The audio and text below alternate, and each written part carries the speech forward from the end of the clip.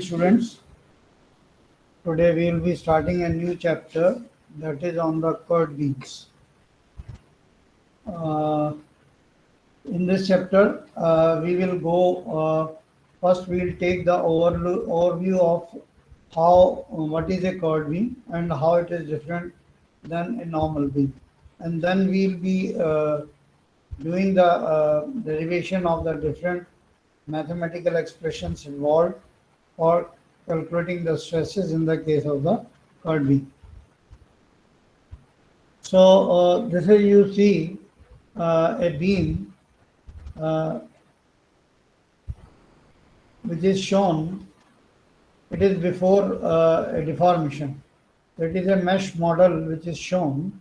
So when a bending moment M is applied on to the both sides, so these horizontal lines becomes the vertical lines. You see, they become the curve, and these vertical lines remain same, but they uh, still rotate.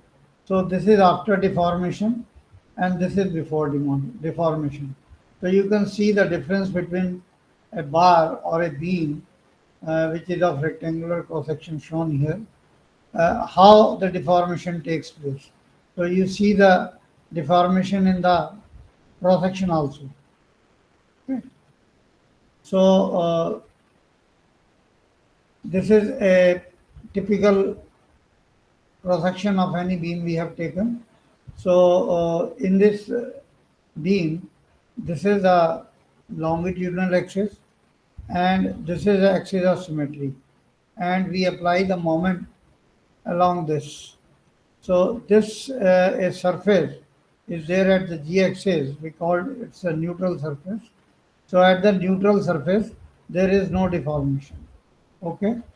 So a neutral surface is a surface where the longitudinal fiber of the material will not undergo any change in length. So that's why we call it as no stress surface or the neutral surface. The assumption, the longitudinal axis, x-axis, it is passes through the uh, neutral surface. So this does not experience any change in length. All the cross section of the beams remains plane and perpendicular to the longitudinal axis during deformation. So if you see here, so these axes, they remain perpendicular. So they are not twisted, we assume, in such deformation. All the cross section of the beam remains planes and perpendicular to the longitudinal axis during the deformation. So any deformation of the cross section within its own plane will be neglected. So this is a thing which happens actually in the case of deformation in the beam. Uh, so for any specific section, the longitudinal normal strain will vary with y from the neutral axis. So this is the neutral axis we have taken. So as we go away from the neutral axis towards the end, or away from the neutral axis towards the end. So this is a strain which varies, in the proportion of y upon c. So strain is maximum here, and if you want to calculate the strain here, you can calculate here. So on the one side, the strain will be compressive, another side it will be tensile. If you see here, so this is, these fibers are elongated and these fibers are shortened. So the contraction will occur in the fiber located above the neutral axis, okay, and elongation will occur below the neutral axis. So we assume Hooke's law is applied, and linear elastic manner the deformation takes place. So you see, this is a uh, neutral axis, and our stress increases from here. It is zero. It goes strain or the stress. It goes maximum here, and accordingly, because this will depend upon where the neutral axis lies in that particular profile which you have taken. Okay. So this is, you see the bending stress they have shown. So bending stress, bending stress. So this uh, is the proportion by which we can calculate the bending stress. So sigma max is at the outer surface, and we can vary the stress according to this distance to ratio. Okay, so sigma x is the maximum normal stress in a member at a point on the x cross-sectional area which is farthest from the neutral axis. So farthest area, farthest fiber is this. Okay. M is the resultant internal moment computed about the neutral axis of the cross-section. So as we know, when any deformation takes place, the internal resistance will be there because of the uh, nature of the or the type of the material, so that will try to avoid the internal disturbances. So that is the moment of internal resistance M. I is the moment of inertia of the cross-section area, which is again calculated about the neutral axis, and C is the perpendicular distance from the neutral axis or to the farthest path, or y is the distance where we want to calculate the bending stress. So this is all you have studied in your simple bending theory also. So here if we see, our bending formula was sigma upon y is equal to m upon I is equal to E upon R. This was our flexural equation or simple bending equation, which is applicable in the case of the straight beam. So if you take a beam, straight beam, I just revised this for you. So this is a neutral axis.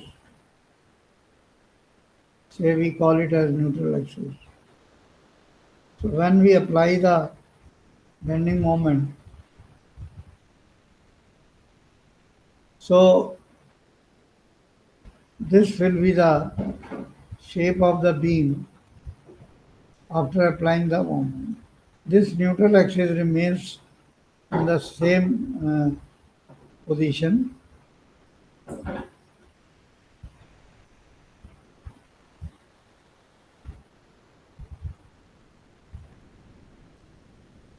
This neutral axis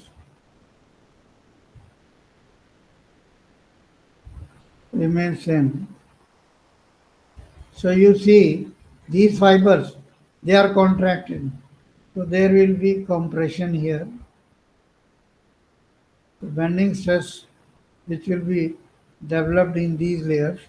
So it will be compressive, and here it will be tensile.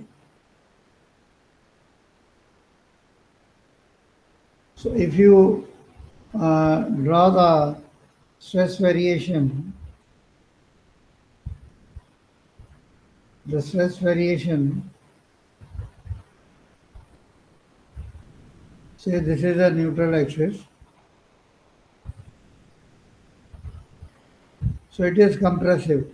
So compressive we take on this side, and tensile we take on this side.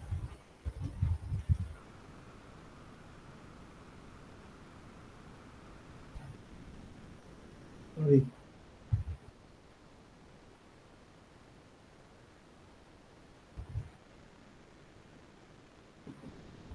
So these are the tensile stresses, and these are the compressive. So this can be compressive and can be tensile. So this is a y. Suppose I want to calculate the stress here. So it will be y. Accordingly, I can take the y on the below side of the neutral axis also, and I can calculate the tensile stress. So this is a bending moment which apply. I is the moment of inertia about neutral axis, modulus of elasticity, it is the radius of curvature. So this is a formula which we apply. Uh, okay, so this is, I think, clear to you. Now, for the linear elastic material, neutral axis passes through the centroid of the cross-sectional area.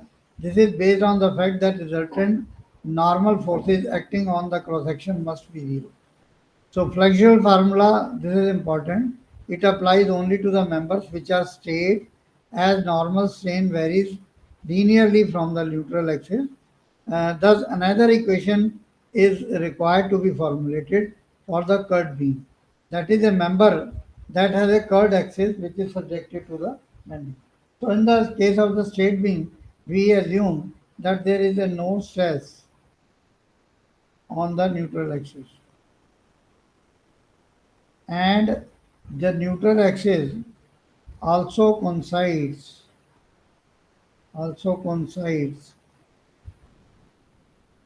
with centroidal axis.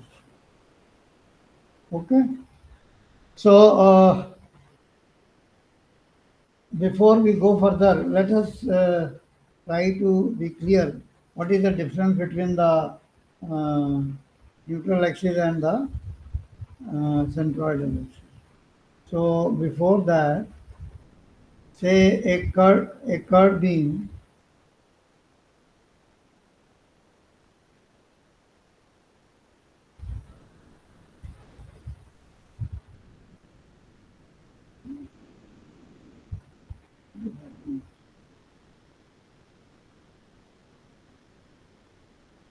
A curved beam, you see, this is a straight beam.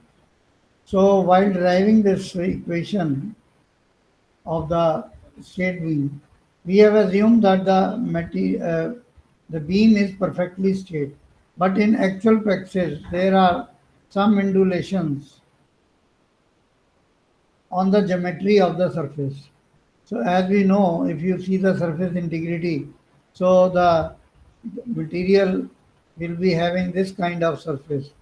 So there are somewhere peaks, there are somewhere valleys. Okay, so it is not exactly the straight surface. So that means the uh, stress which we calculate by using this bending equation, it is not correct because of these asperities. Okay, so we have to make some corrections. So normally, what is the difference between curvature and radius of curvature? This is a straight beam. Now, if you draw the tangent to this point, so will they ever meet? The tangents will not meet. Tangents will not meet. So that means our R is, that is radius of curvature,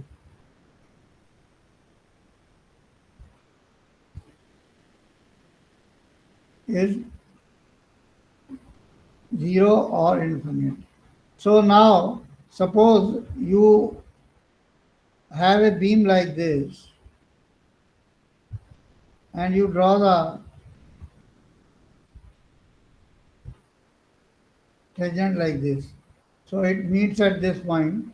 So this point is known as the center of curvature. Center of curvature. So if you draw a radius of curvature, so this is a neutral axis. If you draw the radius of curvature, okay, so this is R. So this is radius of curvature for this surface and this is radius of curvature for this surface. So that means if the radius of curvature is large, this curvature is small. So if you further make it curve, so now you see the radius of curvature has become less. Say this is R1, this is R2. So R1 is greater than R2. So R1 greater radius of curvature, less curvature. This is curvature. And this is radius of curvature. If the radius of curvature is small, the curvature becomes large. Okay, so that means there is a centroidal axis and there is a neutral axis. So at the neutral axis, in the straight beam, this neutral axis and the centroidal axis, they coincide. So neutral axis is equal to centroidal axis. But in the case of the curved beam, neutral axis is not equal to the centroidal axis. Okay. So this is important. So if we take the radius of curvature RC, it is greater than 5 times the depth of the beam. This is a this thing we take. Okay. So this ratio, or we can say H upon RC, it should be less than equal to 0.2. Where H is the depth and RC is the radius of curvature. Then this is known as a curved beam. Okay, so there is a difference between the straight beam and the curved beam. So now, in order to know the what is the change in the formula, let us try to understand like this. So you see, this is a normal stress in the case of the curved beam, which is shown. The stress distribution is hyperbolic. Here it was straight, and in sometime also called at the circumferential stress. Radius stress will be also created if the radius of curvature is greater than 5 times the depth of member. This is what I was telling. The flexural formula can be used to determine the stress. So this is hyperbolic variation of the bending stress in the case of the curved beam. So this is a cross section you can see. Suppose a curved beam is having a beam is having a bending moment like this. So this is a very important slide we will be referring again and again. So you see here, this is a centroidal axis C. That means where the CG of this cross section lies. Okay. Now below this, that means this neutral axis will be towards the O is what? It is the center of curvature. So at some distance, which is very small, this point E is called eccentricity. Eccentricity. Okay. So this there will be a parallel axis which is known as a neutral axis. So you see neutral axis and the centroidal axis. Then suppose we want to calculate the stress at a distance y from the neutral axis. Okay. So we consider a small area dA here. Okay. And this will be the r distance or a parameter which we'll be using in the case of the new bending formula which will be there for the curved beam. And this r bar is used a reference point from the centroid. Now this one more distance is there which I have not shown. This distance is known as the Ri, and this distance, that is the outermost fiber, is located at a distance. So this is a very important concept you have to use again and again. So what are the important features of the curved beam? Curved beam formula used to determine the circumferential stresses in the beam when the radius of curvature is less than the 5 times the depth of beam. This is what we have discussed. Okay. Now, due to the beam curvature, the normal strain in the beam does not vary linearly with the depth as in the case of the straight beam. So this is what I've told.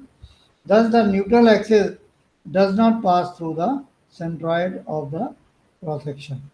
So ignore the radial stresses component of the bending if the cross section is a solid section and not made from the thin plates. So this is a assumption also we will be using while deriving the formula. Now there is a Winkelbach theory which we are going to discuss in detail uh, in this presentation. You just have a look, and we will be having one more uh, lecture for this, for actually driving this formula. Okay, so let us consider a beam which is subjected to bending moment M as shown in the figure. So this is a beam, cross section of the beam, or this is a beam. It is shown in the as shown that there is a bending moment which is applied to the beam. The distribution of the curved flexural member is determined by using the following assumption. So as we know, before driving any formula, we have to have some assumptions. So first assumption is that material of the beam is perfectly homogeneous. That is, the material composition is same throughout. It is isotropic.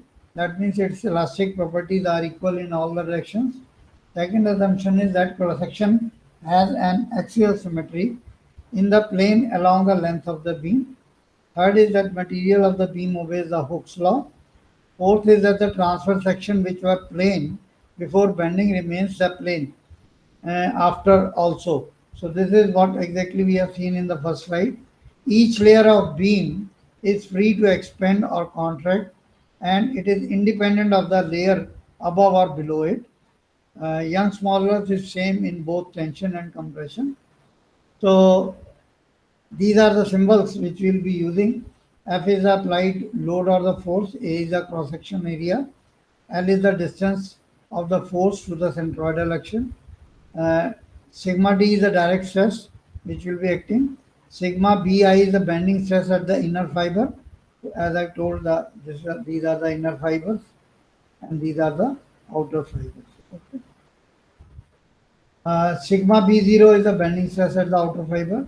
Sigma Ri is the combined stress of the direct stress and the bending stress at the inner fiber, and sigma R0 is the combined stress at the outer fiber. This combined stress is made up of the bending stress and the direct stress. Okay, so you can mark it here also. Sigma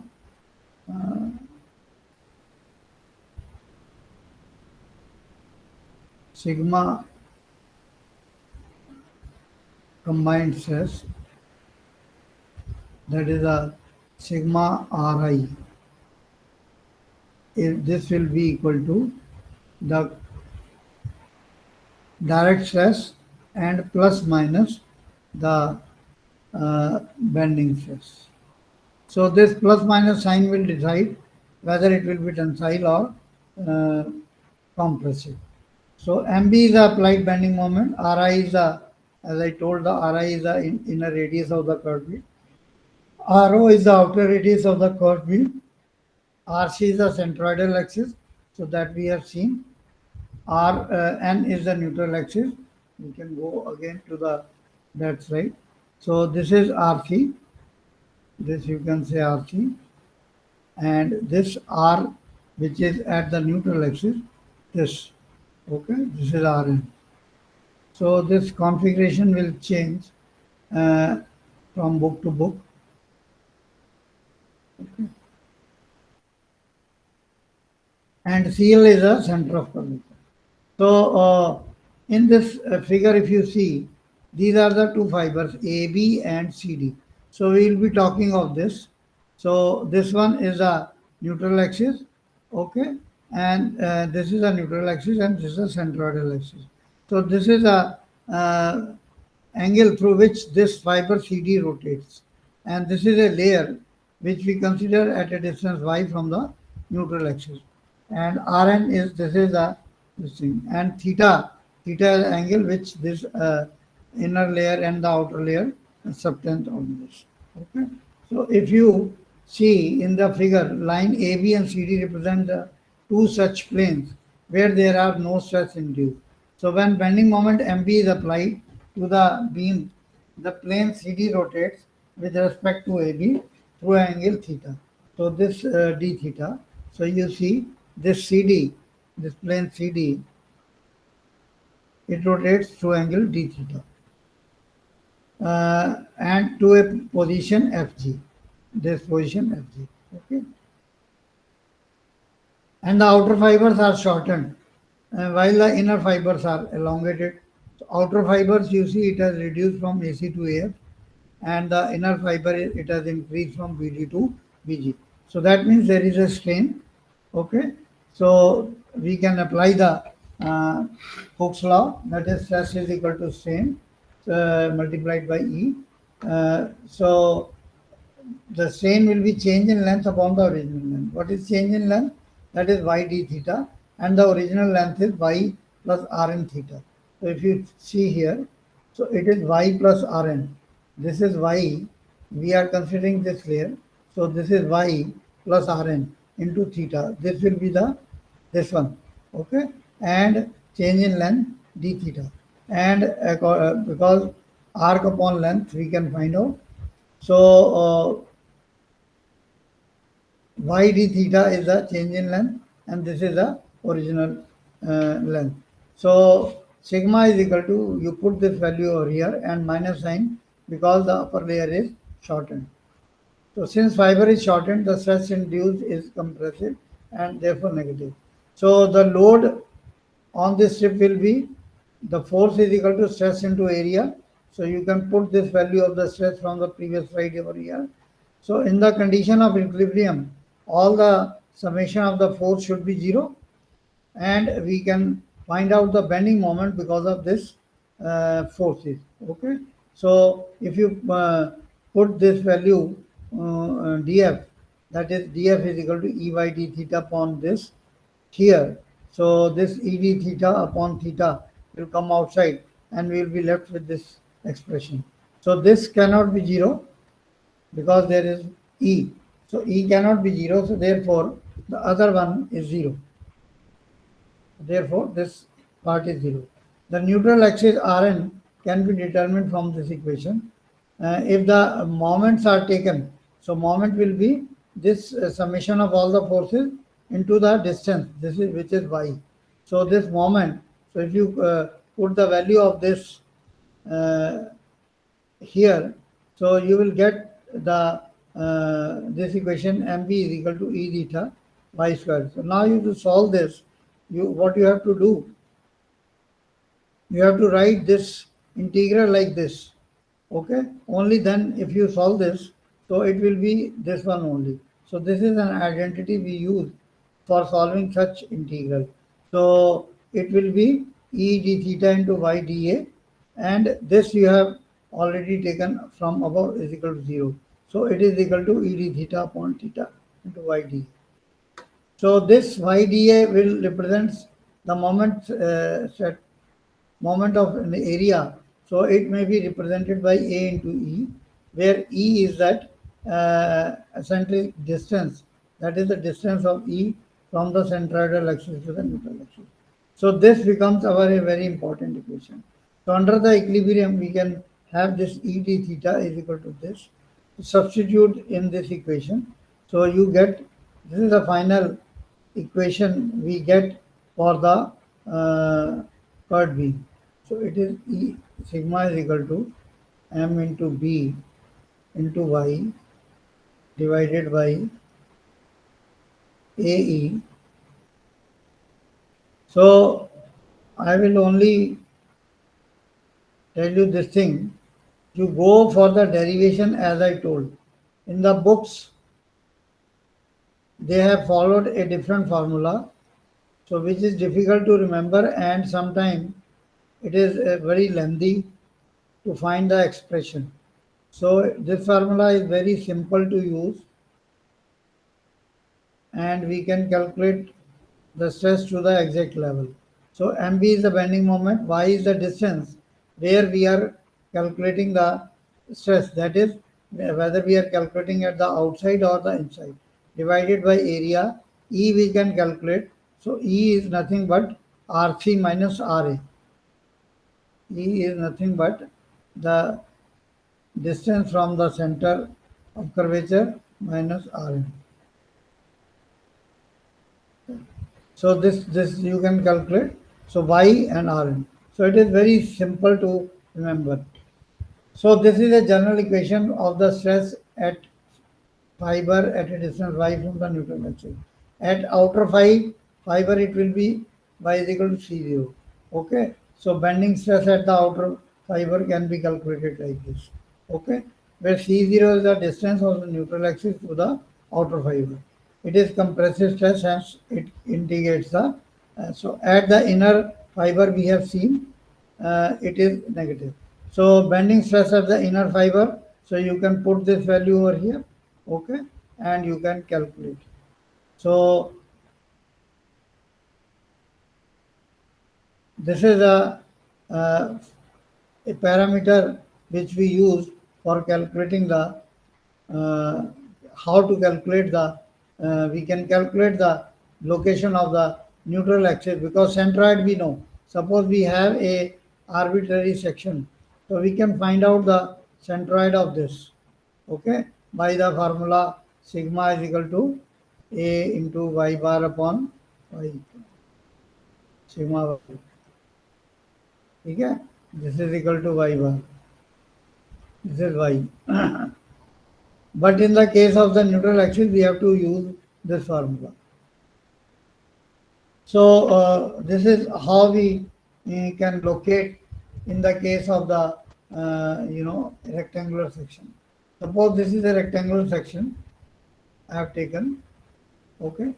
So this rectangle section, so y dA upon R. So y dA upon Rn plus y. So dA is an area. Suppose I have taken, this is R0, this is a centroidal axis, this is a curvature axis. Curvature axis. So B is the width, H is the height. So you see, from this to the CG, I assume that CG is here, so it is RC, and from here to this place, this is NA. So I have to find out this value of E. So how to calculate? So R0 is the distance from the outer fiber and Ri is the. So in all the cases, you have to draw this cross section and find out the stresses. So dA will be calculated like this. We will be doing this specifically for all the sections. Okay. So you can remember this also. In the case of the rectangular section, it is B into R2 upon R1 when this is a centroidal axis or the load axis. Okay. If it is a triangular area, then it will be B into R2 upon R2 minus R1 ln. So this also we will learn how to calculate. So this is the centroidal axis. Suppose there is a cross section area of the beam is circular, then we can find out this dA upon R by this formula. If it is elliptical, it is like this. So either we can remember this or we can find out. But you have to draw the configuration in the case basis on the load which is given in the formula. Okay. So I think we should stop here, or let me continue. There are another 20 minutes. So this is the derivation again. You can see it is a case here I have taken a particular rectangular cross section. So this is the moment direction is given. So R0, Ri, and this is you see the variation of the bending stress in the case of the curved beam. So this is E. So everything is clear from this figure. Everything is clear from this figure. So it is Rn, it is R. So neutral axis and the central axis of the beam do not coincide. Neutral axis of curved beam is shifted towards the center of curvature. So this is also we have discussed. The bending stress in the case of the curved beam varies hyperbolically with the distance from the neutral axis, and the variation is not linear as in the case of the straight beams. Okay. So these are the again these are the nomenclature I have taken. R0 is the radius of the outer fiber, Ri is the radius of the inner fiber, R is the radius of the centroidal axis, Rn is the radius of the neutral axis, Hi is the distance of the inner fiber from the neutral axis, H0 is this. So you see this way I can calculate the eccentricity. So that means Rc or R minus Rn. Okay.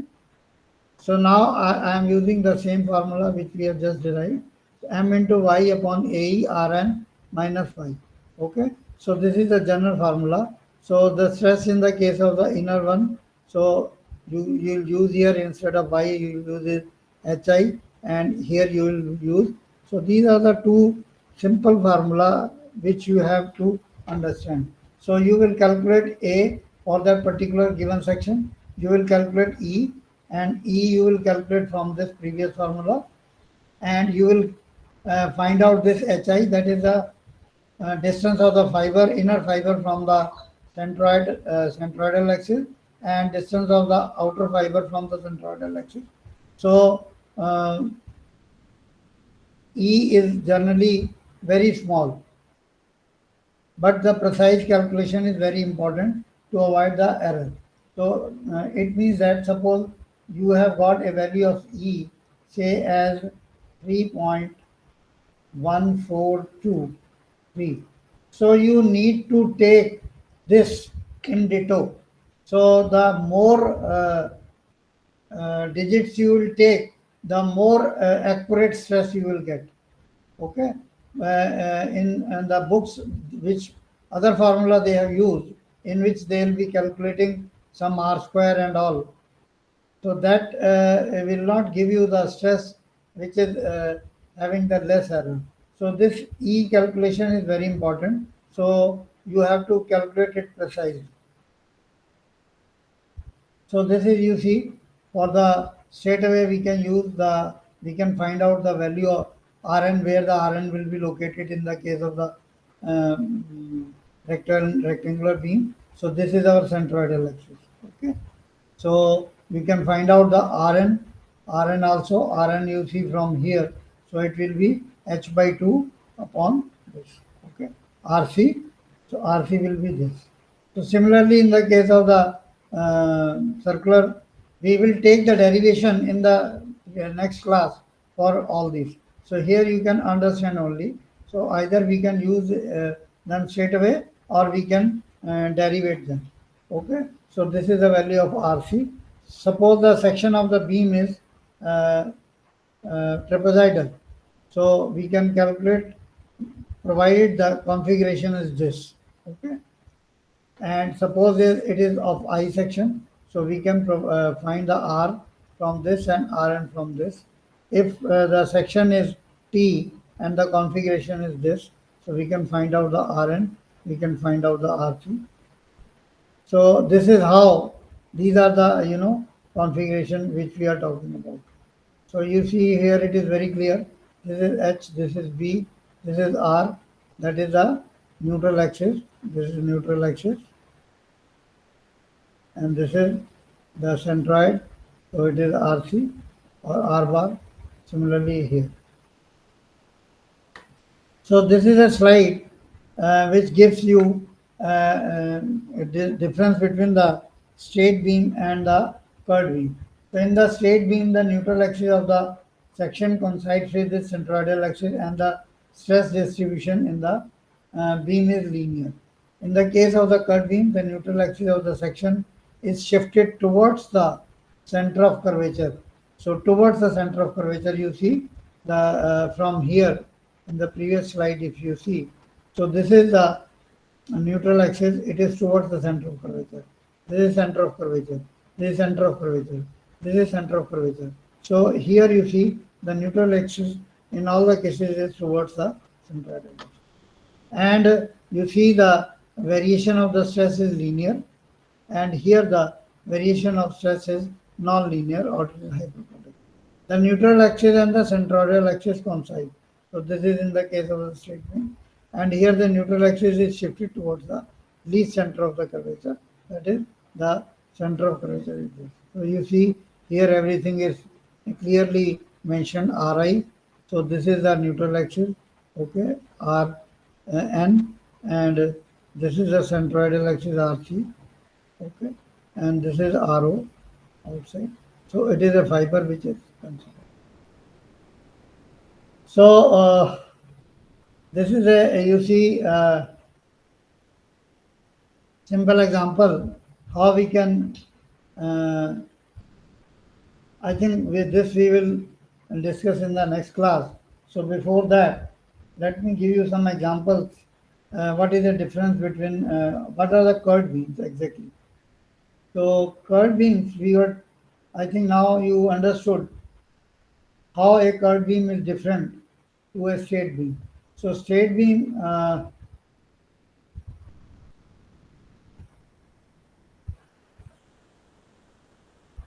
the straight beam you have seen in practice, the beams which are having no initial curvature, no initial curvature, no initial curvature, but the curved beam is having the initial curvature. So example, best examples of the curved beam is the chain link.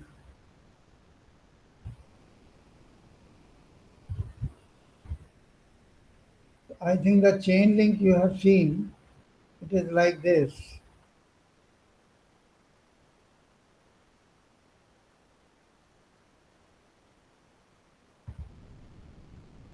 If you draw on the other side, it will be like this. And again, a chain link is drawn like this.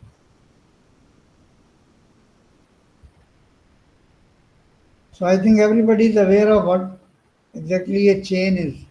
Okay. So this link, if you see, it is made up of one curved beam here, two straight beam here, and one curved beam here. If you draw it,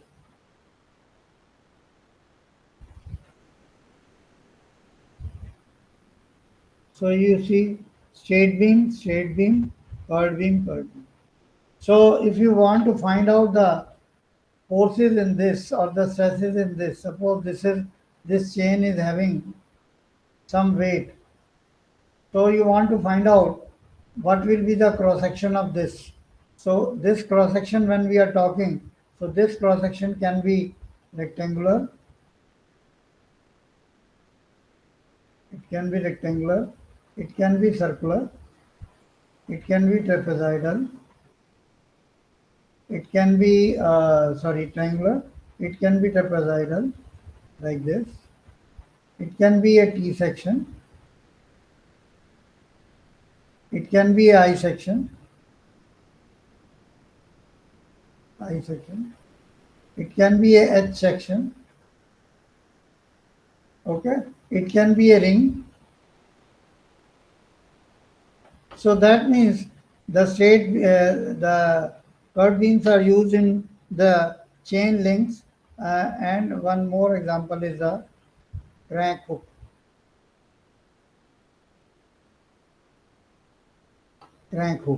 So let me draw a crank hook. So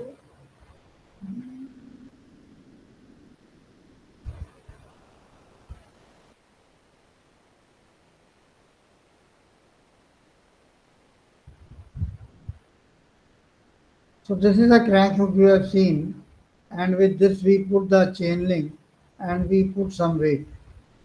This is how. So we have to design this a crane hook. Okay, so this crane hook, again, it can have a rectangular section, it can have a circular section, it can have a triangular section, it can have a trapezoidal section, it can have a T-beam, it can have a I-beam, it can have the H-beam. So we will analyze in the next lecture how to make use of this formula, and we will have a derivation of this curved beam formula again in detail so that you can make the notes. Okay, and then we will be solving these numericals, how to calculate the stresses in the case of this. So stop my uh, I stop my presentation over here. Thank you so much for